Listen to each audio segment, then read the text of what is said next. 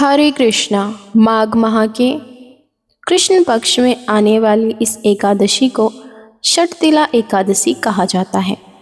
इस दिन तिल का स्नान, तिल का उपटन, तिल का हवन, तिल का तर्पण, तिल का भोजन और तिलों का दान, तिल के ये 6 प्रयोग इस व्रत में किए जाते हैं। आइए भगवान श्री हरि विष्णु का ध्यान रखते हुए षटतिला एकादशी व्रत की कथा का श्रवण करते हैं। एक समय नारद जी ने भगवान श्री विष्णु से यही प्रश्न किया था और भगवान ने जो षटतिला एकादशी का महत्तम नारद जी से कहा था सो मैं तुमसे कहती हूँ। भगवान ने नारद जी से कहा कि हे नारद, मैं तुमसे सत्य घटना कहता हूँ, ध्यानपूर्वक सुनो। प्राचीन काल में मृत्यु लोक में एक ब्राह्मणी रहती थी। वह सदैव व्रत किया करती थी।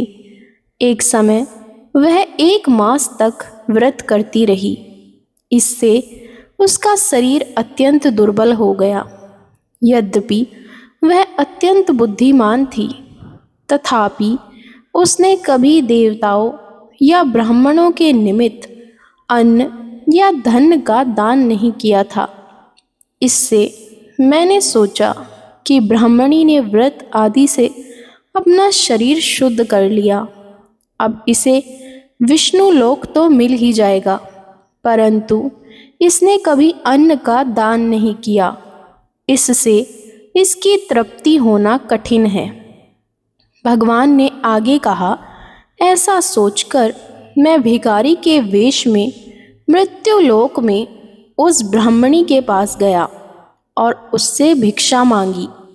वह ब्राह्मणी बोली, महाराज, किस लिए आए हो? मैंने कहा, भिक्षा चाहिए। इस पर उसने एक मिट्टी का ढेला मेरे भिक्षा पात्र में डाल दिया। मैं उसे लेकर स्वर्ग में लौट आया। कुछ समय बाद ब्राह्मणी भी शरीर त्याग कर स्वर्ग में आ गई। उस ब्राह्मणी को मिट्टी का दान करने से स्वर्ग में सुंदर महल मिला, परंतु उसने अपने घर को अन्न आदि सब सामग्रियों से शून्य पाया।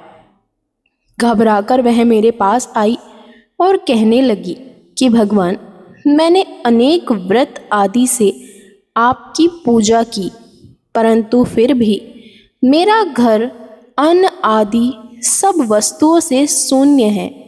इसका क्या कारण है?